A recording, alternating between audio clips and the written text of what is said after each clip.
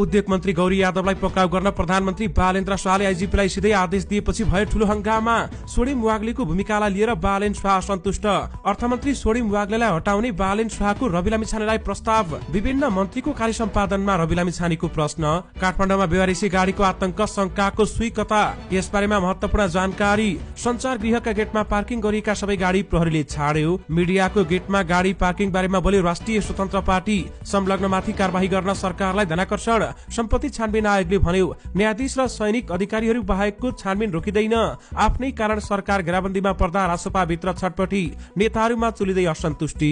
संसदीय समितिले सरकारलाई भन्यो मिडियालाई त्रसित बनाउने माथि कारबाही होस्। शंकास्पद पार्किङ गरिएका 14 सवारी कारबाहीमा रहस्य अझै खुलेन। कान्तिपुरको गेटमा छाडिएको गाडी रासपाका नेताको भूपदेवले गरेका थिए विभागमा मनोनित। अनलाइन खबरको गेटमा शंकास्पद गाडी पार्किङ गर्ने व्यक्ति आँखा क्लिनिक सञ्चालक। क्रेनले उठाएका गाडीहरू जरिवाना तिराएर छाडियो। किन पार्किङ गरेको भनी सोधपुछ नै भएन। ज्ञानेन्द्र स्वाईको माग, बहालवाला प्रधानमन्त्री पूर्व मेयर हुन्, उहाँको सम्पत्ति पनि छानबिन हुनुपर्छ। शिक्षा नियमावलीमा शिक्षक महासंघको 10 बुँदै फरक मत। आन्दोलनको तयारी। कर्मचारीलाई सवारी साधन किन्न सरकारले सहुलियतपूर्ण ऋण दिने। हेटौँडा कपडा उद्योगको परीक्षण उत्पादन गर्ने सेनाको तयारी। अर्थले दियो बजेट। विष्णु पौडेलको हिरासत 5औं पटक थप। विशेष अदालतबाट 3 दिनको अनुमति। गगन थापाको घर अगाडि पार्किङ गरिएको गाडी कसको हो, यसबारेमा महत्वपूर्ण जानकारी। अर्को सूचना जारी नभएसम्मका लागि नारायणगढ मुगलिन सडक खण्ड बन्द, यात्रा नगर्न आग्रह।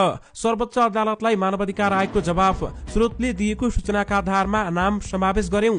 हरियो रंगमा नै चल्ने भयो साझा बस। माजिद अन्सारीमाथि कुटपिट गरेको घटनामा मानवाधिकार आयोगमा उजुरी। काठमाडौँबाट बाहिरिने सबै मुख्य नाका बन्द। माजिद अन्सारीलाई बिना शर्त रिहा गर्न एमनेस्टी इन्टरनेशनलको माग। नक्कली शरणार्थी प्रकरणका दोषीलाई भएन सजाय निर्धारण। शंकास्पद पार्किङ बारेमा बाबुराम भट्टराईले भने सरकार पक्षबाट भएको हो भने लोकतन्त्रको घाँटी रेट्ने प्रयत्न हो। बाढी र पहिरोले देशभरि 1.5 दर्जन स्थानमा राजमार्ग अवरुद्ध। शंकास्पद गाडी पार्किङ बारेमा शंकर पोखरेलको टिप्पणी। विनाशकाले विपरीत बुद्धि। ट्राफिक जरिवाना रकम मौजुदा कानूनले तोके बराबर मात्र छ, विभागको भनाई। सरकारलाई नेकपा एमालेका नेता सुहाङ नेम्बुवाङका 4 प्रश्न। प्रतिवेदन थन्काउने प्रवृत्ति अन्त्य गरी कार्यान्वयनमा जोड दिनुपर्छ, मन्त्री महावीर पुनको भनाई। राज्य नागरिकको मुख थुनेर अधिनायकवादी सत्ता चलाउन लाग्यो, प्रश्न गर्ने हक र हिम्मत कसैले खोसेर खुसिदैन। नेपाली कंग्रेसका सभापति गगन थापाको भनाई। मेरो घर अगाडि गाडी राख्ने मान्छे प्रशासनको गाडी चढेर आएको छ, गगन थापाको दावी।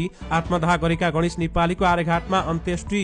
मीडिया तर्साएर सत्य दबाउने प्रयास, लोकतन्त्र विरोधी हुन्, नेकपाले भन्यो। अब न्यायालयमा पनि एआई र इकोट प्रणाली लागू हुने।